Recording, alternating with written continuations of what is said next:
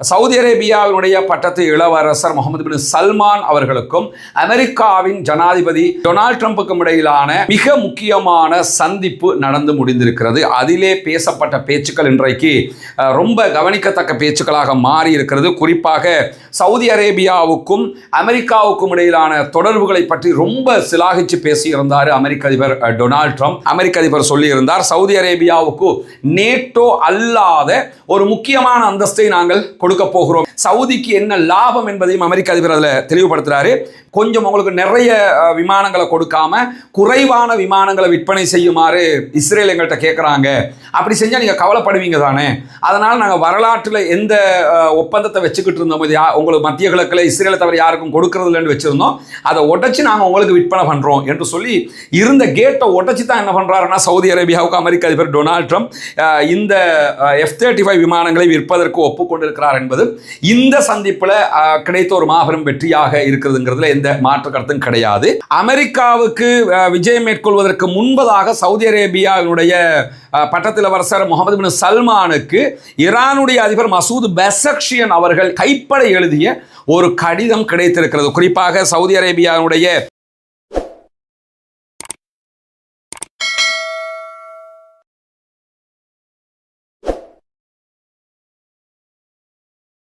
அன்பிற்கினிய சகோதர சகோதரிகளே, நம் அனைவர் மீதும் ஏக இறைவனுடைய அமைதியும் கருணையும் உண்டாகட்டுமாக என்கிற உயரிய பிரார்த்தனைகளோடு பாலஸ்தீனத்தினுடைய காசா பகுதிகளில் இஸ்ரேலிய ஆக்கிரமிப்பு ராணுவம் நடத்தி வந்த தாக்குதல்கள் 2 ஆண்டுகளுக்கு மேலாக தொடர்ந்த நிலையில தற்போது அங்கே ஒரு சமாதான நிலை, யுத்த நிறுத்தம் ஏற்பட்டு இன்றோடு 40வது நாளை நாம் தாண்டி கொண்டிருக்கிறோம். இந்த சூழ்நிலையிலையும் இஸ்ரேல் காசாவினுடைய அப்பாவிகள் மீதான யுத்த நிறுத்த மீறல்கள் என்று சொல்லப்படக்கூடிய தாக்குதல் நடத்துவதை நிறுத்தவில்லை. இன்றைக்கு அவர்கள் நடத்தியிருக்கக்கூடிய தாக்குதல்களில் 7 அப்பாவிகள் கொல்லப்பட்டு 32 அப்பாவிகள் படுகாயம் அடைந்திருக்கிறார்கள் என்கிற செய்திகளை காசாவில் இருக்கக்கூடிய அல் ஜசீராவினுடைய பத்திரிகையாளர்கள் சொல்லக்கூடியதையும் காசாவினுடைய சுகாதார அமைச்சகம் இதை உறுதிப்படுத்தி இருப்பதையும் நம்ம பார்க்க முடியும். தொடர்ந்து யுத்த நிறுத்தம் என்று வந்தாலும் அதை மீறி இஸ்ரேல் தாக்குதல்களை நடத்தி கொண்டிருக்கிறது. இதனை நடுவர்களாக இருக்கக்கூடிய நாடுகள் கண்டும் காணாமலும் இருக்கிறது என்பதுதான் கவலைக்குரிய ஒரு விவகாரமாகவும் இருக்கக்கூடிய நிலையில இன்றைக்கு பாலஸ்தீனத்திற்கான மனித உரிமைகள் தொடர்பான ஐநாவினுடைய ஆணையாளராக செயல்படக்கூடிய பிரான்சிஸ்கா அல்பானிஷ் அவர்கள் வெளியிட்டிருக்கக்கூடிய ஒரு அறிவிப்பில் நேற்றைய தினம் ஐநாவினுடைய பாதுகாப்பு கவுன்சிலில் கொண்டு வரப்பட்டு வெற்றி பெற்றதாக அறிவிக்கப்பட்ட காசா தொடர்பான ஆணையம் அமைக்கும் தீர்மானம் என்பது சர்வதேச விதிமுறைகளுக்கு மாற்றமானது என்கிறார் பிரான்சிஸ்கா அல்பானிஷ். அதை பற்றி அவர் சொல்லும்போது, இந்த தீர்மானத்தினூடாக ஐரோப்பிய ஒன்றியமும் அதனுடைய உறுப்பு நாடுகளும் பாலஸ்தீனத்திற்கான சர்வதேச கடமைகளை செய்வதற்கு இது தடையாக அமையும் என்கிறார். ஏன்னா இப்ப ஐநாவில் பாதுகாப்பு கவுன்சில் இது பாஸ் பண்ணப்பட்டிருக்கிறதுனால எந்த ஒரு உதவியை என்ன விதமான ஒரு நல்ல காரியத்தை காசாவுக்குள்ள ஐரோப்பிய ஒன்றியம் செய்யணுமாக இருந்தாலும் அது கண்டிப்பாக இந்த காசா ஆணையத்தினூடாகத்தான் செய்ய வேண்டும் என்கிற ஒரு நிர்பந்த நிலையை உண்டாக்குகிறது. எனவே இது காசா மக்களுக்கு அநியாயம் இழைக்கக்கூடிய ஒரு செயல்பாடு என்று சொல்லக்கூடிய பிரான்சிஸ்கா அல்பானிஷ் பாலஸ்தீனத்திற்கான ஐநாவினுடைய அதிகாரி மேலதிகமாக என்ன சொல்றாருன்னா, வெஸ்ட் பேங்க் பகுதிகளில் 80 ஆண்டுகளில் இல்லாத அளவுக்கான இன அழிப்புகளை இஸ்ரேல் தற்போது செய்து வருகிறது. அங்கே இருக்கக்கூடிய அப்பாவிகளுடைய இடங்களை அபகரிக்கிறார்கள், அப்பாவிகள் மீது தாக்குதல் நடத்துகிறார்கள். இன்றைக்கு மாத்திரம் 102 பாலஸ்தீன அப்பாவிகளை வெஸ்ட் பேங்க்ல இஸ்ரேலிய ஆக்கிரமிப்பு ராணுவம் கைது செய்திருக்கிறது. எனவே இதுவெல்லாம் 80 ஆண்டுகளில் இதுவரைக்கும் நடக்காத உச்சகட்ட அநியாயங்களாக இருக்கிறது. காசாவில் இருக்கக்கூடிய இப்போதைய நிலையில 20% மக்கள் கொல்லப்பட்டு படுகாயங்களுக்குள்ளாக இருக்கக்கூடிய நிலையில் மீதி இருக்கக்கூடிய 80% மக்கள் வீடுகள் இல்லாமல், தண்ணீர் இல்லாமல், இடிபாடுகளுக்குள் முற்றுமுழுதாக அளிக்கப்பட்ட ஒரு நகரத்துக்குள் அப்பாவித்தனமாக வாழ்ந்து வருகிறார்கள். எனவே இந்த அமெரிக்காவினுடைய திட்டம் ஐநாவினுடைய பாதுகாப்பு கவுன்சிலில் பாஸ் பண்ணப்பட்டிருக்கிறது. இது சர்வதேச விதிமுறைகளுக்கு மாற்றமானது, பாலஸ்தீனத்திற்கு நன்மை தராதது என்கிற கருத்தை வலியுறுத்தி இருக்கிறார் பிரான்சிஸ்கா அல்பானிஷ் அவர்கள். அதைத் தொடர்ந்து இன்றைக்கு நமக்கெல்லாம் தெரியும் ஒரு பரபரப்பான சூழ்நிலையாக மாறியிருப்பது என்னன்னா, திடீரென்று லெபனானுடைய பகுதிகளில் பாரதூரமான வான்வழி தாக்குதல்களை இஸ்ரேல் ஆரம்பித்திருக்கிறது. இஸ்ரேலுக்கும் லெபனானுடைய அரசாங்கத்துக்கும் இடையில ஏற்பட்டிருக்கக்கூடிய கடந்த ஆண்டு நவம்பர் மாதம் செய்து கொள்ளப்பட்ட ஒப்பந்தத்தின் பிரகாரம் அங்கிருக்கக்கூடிய ஹிஸ்புல்லாக்கள் இஸ்ரேல் மீது தாக்குதல்களை நடத்தாமல் தவிர்த்து வருகிறார்கள். யுத்த நிறுத்த விதிமுறைகளை கடைபிடிப்பதாக சொல்லக்கூடிய நேரத்தில் இதுவரைக்கும் 4300 தடவைகளுக்கு மேலாக யுத்த நிறுத்த மீறல்களில் இஸ்ரேல் லெபனான் பகுதிகளில் ஈடுபட்டிருக்கிறது என்கிற தரவுகள் வெளியாகி இருக்கும் போதுதான் இன்றைய தினம் தெற்கு லெபனானில் இருக்கக்கூடிய ஹிஸ்புல்லாக்களுடைய உட்கட்டமைப்புகள் மீது தாக்குதல் நடத்துகிறோம் என்கிற பெயரில் அங்கிருக்கக்கூடிய அப்பாவி பொதுமக்களுடைய பகுதிகள் மீது வான்வழி தாக்குதல்களை இஸ்ரேல் ஆரம்பித்திருக்கிறது. இந்த நிமிடம் வரைக்கும் தாக்குதல்கள் பாரதூரமாக கடுமையாக நடத்தப்பட்டு வருகிறது.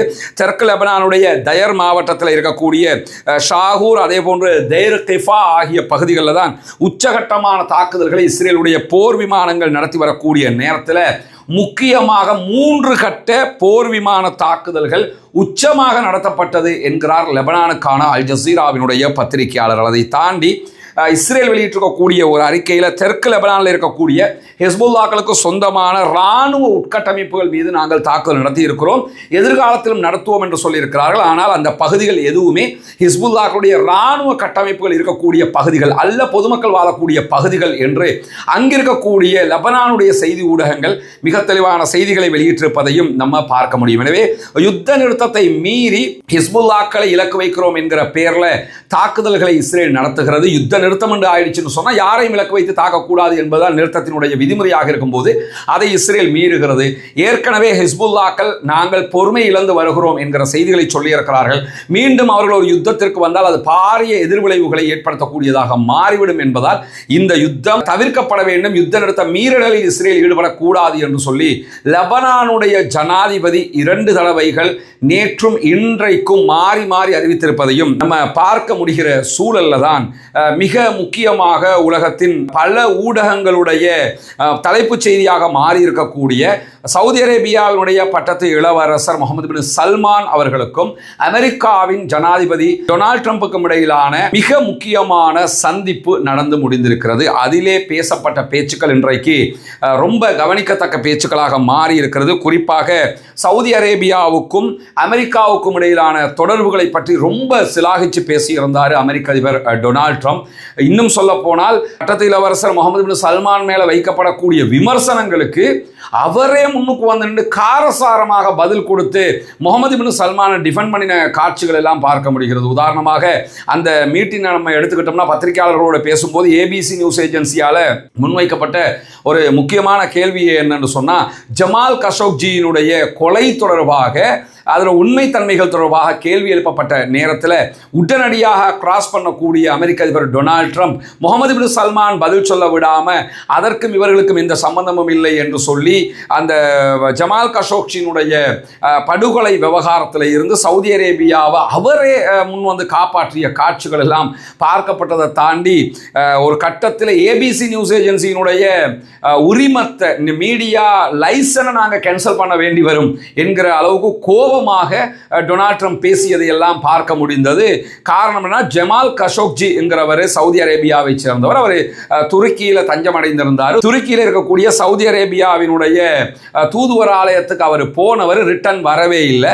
அவர் என்ன ஆனார் என்கிற பாரிய கேள்விகள் எழுப்பப்பட்ட நேரத்தில் ஜமால் கஷோக்ஜி துருக்கியில் இருக்கக்கூடிய சவுதி அரேபியாவின் தூதுவர் ஆலயத்துக்குள்ளேயே கொல்லப்பட்டார் என்கிற செய்திகள் எல்லாம் பார்த்தோம். ஒரு பரபரப்பான சூழலை உண்டாக்கி அன்றைய கால நிகழ்வுகளாக இது இருந்தாலும் அதை பற்றிய கேள்விகளுக்கு அமெரிக்க அதிபரே டிஃபெண்ட் பண்ணி பதிலை சொல்லியிருந்த நேரத்தில் தான் அமெரிக்க அதிபருக்கும் முகமது பின் சல்மான் அவர்களுக்கும் இடையில ஏற்பட்ட இந்த சந்திப்பில் மிக முக்கியமான சில விஷயங்கள் பேசப்பட்டிருக்கிறது. அதிலே உச்சகட்டமாக முக்கியமாக பார்க்கப்பட்ட ஒரு விவகாரம் என்னென்னு கேட்டால் இளவரசர் முகமது பின் சல்மான் அவர்களை முன்னாடி வச்சுக்கிட்டு 2 பேரும் ஆபிரகாம் ஒப்பந்தம் தொடர்பாக பேசியிருந்தார்கள். அதாவது பாலஸ்தீனத்தை தனி நாடாக அங்கீகரிக்க வேண்டும் என்று பாலஸ்தீன மக்கள் கோரிக்கொண்டே இருக்கிறார்கள். நான் பாலஸ்தீன் தான் நாடு, அந்த நாட்டை பிடிச்சு அபகரித்து உருவாக்கப்பட்டது இஸ்ரேல்.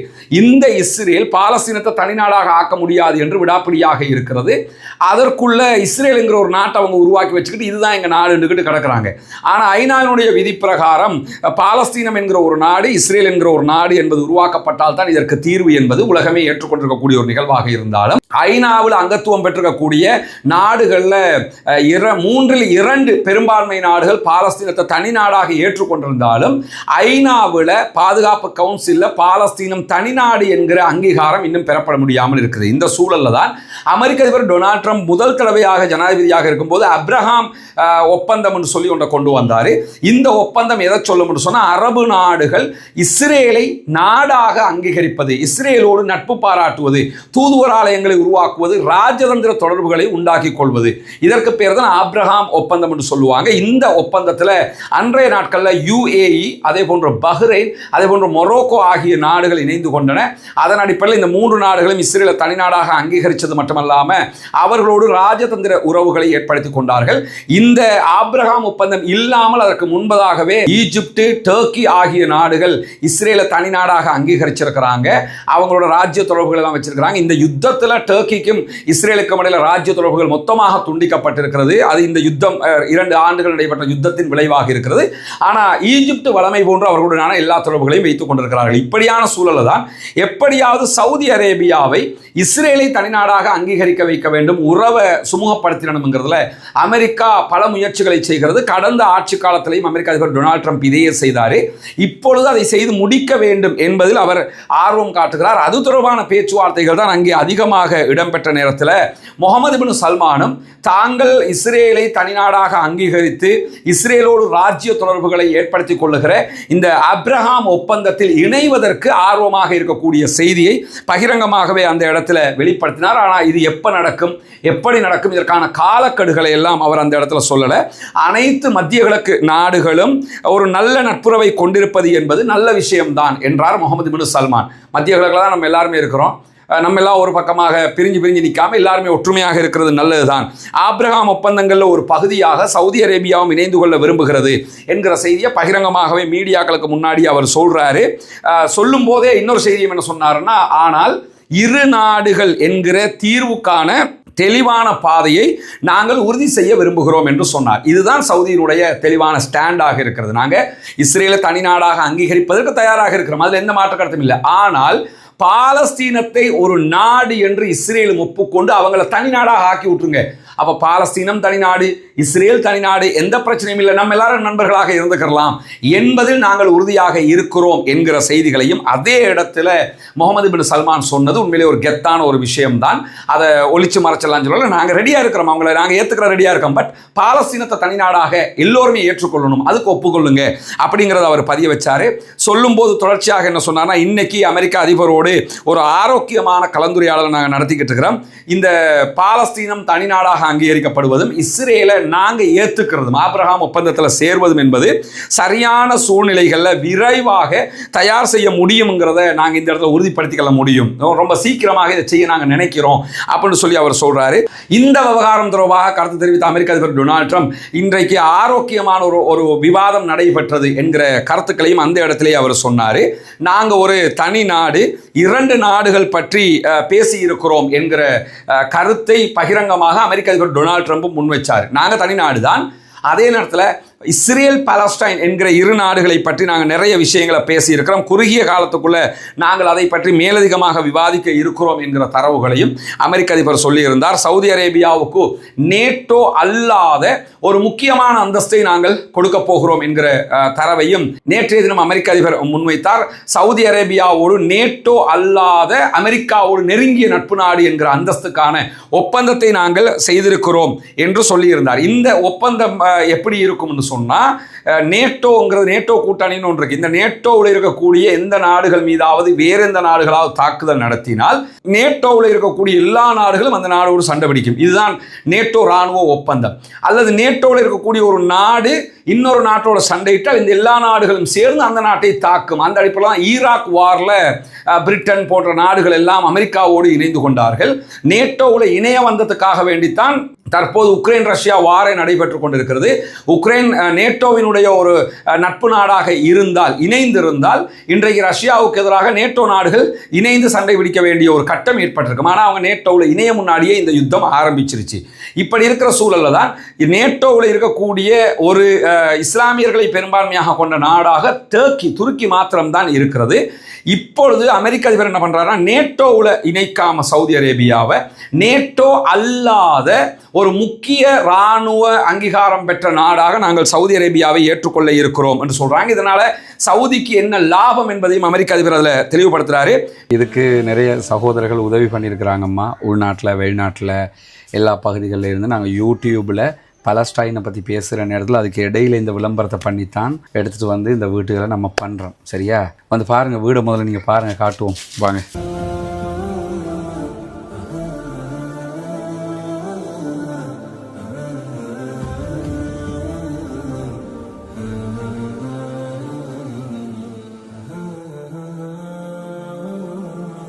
உதவி செஞ்சாங்களுக்கு என்ன சொல்ல விரும்புகிறீங்க? அல்ஹம்துலில்லாஹ், நல்லா இருந்தால் சரி. துவா செய்யுங்க அவங்களுக்காக. நிறைய சகோதரர்கள் இதுக்கு 100 ரூபா, 150 ரூபா, 500 ரூபா, 1000 ரூபா இப்படியெல்லாம் சேர்த்து தான் நம்ம இதை செஞ்சுக்கிட்டு இருக்கிறோம். இன்னும் 9 வீடு கட்ட வேண்டி இருக்குது. எல்லாமே இப்படித்தான் செய்கிறோம். எந்த ஒன்றும் அப்படி மொத்தமாக ஒரு காசை கொண்டாந்து வச்சு நாங்கள் செய்யலை. தலைவருக்கு தெரியும், பள்ளி தலைவருக்கு. இவங்களோட ஒத்துழைப்போடு தான் இவ்வளோ வேலைகளுக்கும் ஃபுல்லாக இவங்க தான் ஒத்துழைச்சி. இவங்களுக்காகவும் நீங்கள் துவா செய்யுங்க இன்ஷா அல்லாஹ். இன்னும் 9 வீடுகள் கட்டி இருக்குது, அவங்களுக்காகவும் துவா செய்யுங்க. சரியா? தொழுகை, நோன்பு அதுகளை எல்லாம் ரொம்ப கடைப்பிடிச்சு கொள்ளணும். மார்க்க விஷயங்கள் தானே. அல்லாட்ட நம்ம உலகத்துக்கு எங்களால் முடிஞ்சதை நாங்கள் செஞ்சிட்டோம். மறுமைக்கு நீங்கள் தான் தேடிக்கொள்ளணும். சரிதானே? சரி, சந்தோஷமாயிருங்க. எங்களோட பணி முடிஞ்சிருச்சு. சரியா? இனி உங்கள் வீடு இது. சந்தோஷமாக இருக்கிறீங்களா? உங்களுக்கு எத்தனை பிள்ளைகள்? 8 பேர் உண்டு. 7 பேர் தான் நினைக்கிறாங்க. 5 பொம்புல 3 ஆம்பளை ஒன்று சிலாங்க. சரி, இப்போ உங்களோட பொருட்கள் எல்லாம் கொண்டு வந்து போட்டுக்கிறங்க. இனி நான் இப்போலேருந்து உங்களோட வீடு தான் இது. இளைய தலைவர், சரியா? அல்லாஹ் பரக்கத் செய்யட்டும். அன்பிற்கினிய சகோதர சகோதரிகளே, நம் அனைவர் மீதும் இறைவனுடைய அமைதியும் கருணையும் உண்டாகட்டுமாக என்கிற பிரார்த்தனைகளோடு இன்னைக்கு நம்ம 5வது வீட்டை ஒப்படைச்சிருக்கிறோம். சகோதரர் ஹாலிதீன் அவங்களுடைய ஃபேமிலிக்கு ஒப்படைச்சிருக்கிறோம். அவங்களுக்கான வீடு தான் இது. நம்முடைய பணி முடிந்தது, அவர்களுக்கான பணியும் நமக்கு முடிஞ்சது. இன்னும் நம்ம கிட்டத்தட்ட 9 வீடுகள் கட்ட வேண்டி இருக்கிறது. அதற்கும் உங்களுடைய உதவிகளைத்தான் நாங்கள் எதிர்பார்த்து கொண்டிருக்கிறோம். அல்ஹம்துலில்லாஹ் 5 குடும்பத்திற்குரிய அவர்களுடைய வீட்டு தேவை நிவர்த்தி செய்யப்பட்டது. ரொம்ப மகிழ்ச்சியான தருணம். அத்தனை பேரும் எங்களுக்காகவும் அனைவருக்காகவும் பிரார்த்தனை செய்வோம். மேம்பட்ட அமெரிக்க ஆயுத அமைப்புகளை மற்ற நாடுகள் வாங்கக்குள்ள எந்த நிபந்தனைகளை எல்லாம் பின்பற்றணுமோ அந்த நிபந்தனைகளை சவுதி அரேபியா பின்பற்ற வேண்டிய அவசியம் இல்லை. உடனடியாக தேவையான ஆயுதங்களை அவங்க பெற்றுக்கொள்ள முடியும் என்கிற ஒரு லாபம் அவர்களுக்கு இருக்கிறது. அமெரிக்காவினுடைய முக்கிய நேட்டோ அல்லாத நட்பு நாடுகளுடைய பட்டியலை நீங்கள் எடுத்துக்கிட்டீங்கன்னா கிட்டத்தட்ட 20 நாடுகள் அப்படி இருக்குது. ஆனால் இவங்களுக்கு என்ன லாபம் கிடைச்சிச்சுங்கிற கேள்வியும் இதற்கு முன்பதாக எழாமல் இல்லை. குறிப்பாக அர்ஜென்டினா, ஆஸ்திரேலியா, பஹ்ரைனும் நேட்டோ அல்லாத முக்கியமான நட்பு நாடு. ஆனால் பஹ்ரைனுக்காக அமெரிக்கா என்ன செய்துங்கிற கேள்வி இருக்குது. Brazil, Colombia, Egypt, Israel, Japan, Jordan, Kenya, Kuwait, Morocco, New Zealand, Pakistan, Philippines, Qatar, தென்கொரியா, தாய்லாந்து, துனிசியா. இந்த இடத்துல நீங்கள் பார்த்தீங்கன்னு சொன்னால் துனிசியா மேலே இஸ்ரேல் தாக்குதல் நடத்தியது, கத்தாருக்கு நடத்தின மாதிரியே தாக்குதல் நடத்தியது. அமெரிக்கா எதையுமே பொருட்படுத்தலை, கேட்கல. கத்தாருக்கு தாக்கல் நடத்தி முடிய மட்டும் நாங்கள் உங்களோட நட்பு நாடுன்னு இன்னொரு அக்ரிமெண்ட்டை செஞ்சு சமாளிச்சுக்கிட்டாங்க. பாகிஸ்தான் இந்த நட்பு நாடு பட்டியலில் இருக்கு. ஆனால் இந்தியா பாகிஸ்தான் வாரில் அவங்க எதையுமே செய்கிறதுக்காக முன் வரல. இப்படி பல நாடுகள், ஈஜிப்ட் இருக்குது. எந்த நாட்டை எடுத்துக்கிட்டாலும் அமெரிக்கா பேருக்கு இவங்களை வச்சுக்கிட்டு இருக்கிறாங்க. அதே மாதிரி தான் இப்பொழுது பேருக்காக சவுதி அரேபியா இணைக்கப்படுதுன்னு தான் நம்ம புரிஞ்சு கொள்ள முடியும். ஆனால் இந்த லிஸ்ட்டில் அவங்க தைவானையும் நேட்டோ அல்லாத நட்பு நாடாக அமெரிக்கா வைத்துக்கிட்டு இருக்கிறாங்க. தைவானுக்கு மாத்திரம் நிறைய உதவிகளை பண்ணிக்கிட்டு இருக்காங்க. சைனா பார்டரில் சைனா தாய்வானை தனி நாடாக சொல்லிக்கிட்டு இருக்கும்போது அதை காப்பாற்ற போகிறோம், தைவான் தனி நாடு தான் என்கிற விதமாக தைவானுக்கு தேவையான உதவிகளை அமெரிக்கா செய்து வர்றதை நம்ம பார்க்க முடியும். எனவே இந்த ஒப்பந்தத்தில் சவுதிக்கு பெரிய லாபம் ஒன்று இருப்பதாக யாரும் கருத முடியாது. இப்படியான சூழ்நிலைகளில் தான் நடைபெற்றிருக்கக்கூடிய ஒரு வித்தியாசமான உச்சகட்ட வெற்றி சவுதி அரேபியாவுக்கு என்னன்னா, F-35 அமெரிக்காவுடைய விமானங்களை சவுதி அரேபியாவுக்கு விற்பனை செய்வதற்கு அமெரிக்க அதிபர் டொனால்ட் ட்ரம்ப் அனுமதி கொடுத்திருக்கிறார். இது சவுதிக்கு கிடைத்த ஒரு மிகப்பெரிய வெற்றியாக கருத முடியும். MBSோட நடைபெற்ற சந்திப்பில் இஸ்ரேலுடைய இராணுவ மேன்மையை உறுதி செய்வதற்கான ஜெட் விமானங்கள் தரமிறக்கப்படாது என்பதை தெளிவாக சொல்லியிருந்தார் அமெரிக்க அதிபர். அதாவது இஸ்ரேலுக்கு ஆல்ரெடி மத்திய கிழக்கில் F-35 விமானங்களை வைத்துக் கொண்டிருக்கக்கூடிய ஒரே நாடு இஸ்ரேல் மாத்திரம்தான். அதனால தான் இவ்வளவு அழிவுகள் எல்லாம் பண்றாங்க. அந்த விமானத்தினால தான். அந்த விமானத்தை தான் தற்போது சவுதியும் கேட்கிறது. சவுதிக்கு கொடுக்கும் போது தரம் குறைந்த ஏதாவது ஒரு ஃபெசிலிட்டிஸ் குறைஞ்ச விமானத்தை நாங்கள் கொடுக்க மாட்டோம். இஸ்ரேலுக்கு எதை கொடுத்துருக்கிறோமோ அதையே தான் சவுதி அரேபியாவுக்கும் நாங்கள் கொடுப்போம். ஆனால் இஸ்ரேல் எங்களுடைய நட்பு நாடு தான், அதே மாதிரி சவுதியும் எங்களுடைய நட்பு நாடு என்று சொல்லக்கூடிய அமெரிக்க அதிபர் அந்த இடத்துல என்ன சொல்லுவார்னா, கொஞ்சம் உங்களுக்கு நிறைய விமானங்களை கொடுக்காம குறைவான விமானங்களை விற்பனை செய்யுமாறு இஸ்ரேல் எங்கள்கிட்ட கேட்குறாங்க. அப்படி செஞ்சால் நீங்கள் கவலைப்படுவீங்க தானே. அதனால் நாங்கள் வரலாற்றில் எந்த ஒப்பந்தத்தை வச்சுக்கிட்டு இருந்தோம், இது உங்களுக்கு மத்திய கிழக்கில் இஸ்ரேலை தவிர யாருக்கும் கொடுக்கறது இல்லைன்னு வச்சுருந்தோம், அதை உடச்சி நாங்கள் உங்களுக்கு விற்பனை பண்ணுறோம் என்று சொல்லி இருந்த கேட்டை உடச்சி தான் என்ன பண்ணுறாருன்னா சவுதி அரேபியாவுக்கு அமெரிக்க அதிபர் டொனால்ட் ட்ரம்ப் இந்த F-35 விமானங்களை விற்பதற்கு ஒப்புக்கொண்டிருக்கிறார் என்பது இந்த சந்திப்பில் கிடைத்த ஒரு மாபெரும் வெற்றியாக இருக்கிறதுங்கிறதுல எந்த மாற்று கருத்தும் கிடையாது. அதே நேரத்தில் அந்த இரண்டு நாடுகள் பாலஸ்தீனம் தனி நாடாக இருந்தால் மாத்திரம்தான் இஸ்ரேலை நாங்கள் ஏற்றுக்கிறோம்ங்கிற சவுதியினுடைய ஸ்டாண்டு வரவேற்புக்குரியது. இப்படியான சூழ்நிலை அமெரிக்காவுக்கு விஜயம் மேற்கொள்வதற்கு முன்பதாக சவுதி அரேபியாவினுடைய பட்டத்திலவரசர் முகமது பின் சல்மானுக்கு ஈரானுடைய அதிபர் மசூத் பெசக்ஷியன் அவர்கள் கைப்பட எழுதிய ஒரு கடிதம் கிடைத்திருக்கிறது. குறிப்பாக சவுதி அரேபியாவுடைய SPA நியூஸ் ஏஜென்சி வெளியிட்டிருக்கக்கூடிய அறிக்கைகளில் அந்த கடிதம் டைப் பண்ணின கடிதம் அல்ல, கையாலேயே மசூத் பெசக்ஷியன் எழுதிய ஒரு கடிதம் கொண்டு போய் கொடுக்கப்பட்டிருக்கிறது முகமது பின் சல்மான். அந்த கடிதத்தை அவர் படித்ததற்கு பிறகுதான் அமெரிக்காவுக்கு பயணம் செய்திருக்கிறார் என்கிற நிலையில் அங்கே பேசும்போது அமெரிக்க அதிபரோட முகமது பின் சல்மான் என்ன சொன்னார்னா, நீங்கள் ஈரானோட ஒரு ஒப்பந்தம் ஏதாவது ஒன்று பண்ணுறதாக இருந்தால் நாங்கள் தயாராக இருக்கிறோம், ஈரானோட நின்று நாங்கள் இந்த பேச்சுவார்த்தையில் முடிக்கிறதுக்குன்னு சொல்லி தெளிவாகவே பேசியிருந்தார். ஆல்ரெடி F-35 விமானங்களை அமெரிக்கா சவுதி அரேபியாவுக்கு விற்கக்கூடாது என்று இஸ்ரேல் சொன்ன அந்த காரணங்கள் ஒரு முக்கியமான காரணம் என்னென்னா, ஈரானுக்கு அதனுடைய தொழில்நுட்பத்தை சவுதி அரேபியா வழங்கக்கூடும். ஏன்னா முன்ன மாதிரி இப்போ ஈரானும் சவுதியும் கிடையாது, ரொம்ப நட்பு நாடுகளாக அவங்க மாறிட்டாங்க என்கிற காரணத்தினாலேயும்.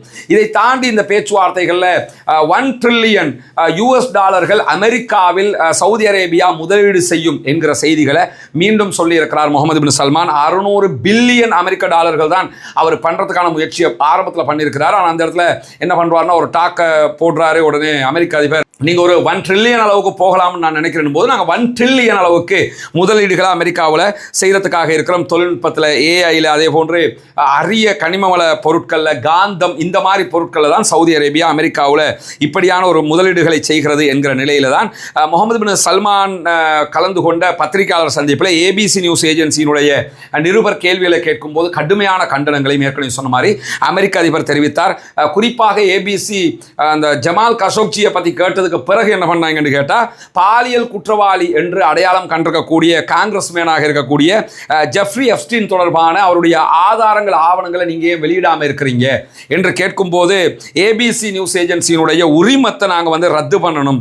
நீங்க கேள்வி கேட்டவருக்கு அமெரிக்க அதிபர் நீங்க ஒரு பயங்கரமான நபர், அதே போன்று உங்களுடைய ஊடகமும் ஒரு பயங்கரமான ஊடகம், நீங்களும் ஒரு பயங்கரமான ஒரு நிருபர் என்றெல்லாம் கடுமையான கண்டனங்களை வெளியிட்டாரு. ஆனா இந்த பேச்சுவார்த்தைகள், கேள்விகள் இதெல்லாம் நடந்துகிட்டு இருக்கும் போது அமெரிக்காவுடைய பிரதிநிதிகள் சபையில் காங்கிரஸில் எப்ஸ்டீனுடைய பாலியல் சம்பந்தப்பட்ட அந்த ஆதாரங்களை வெளியிடுகிற கட்டாயப்படுத்துகிற மசோதா ஒன்றும் பாஸ் ஆகிடுச்சு என்பதுதான் அந்த இடத்துல பியூட்டியாக இருந்தது, காமெடியாக பார்க்கப்பட்ட ஒரு விஷயம்.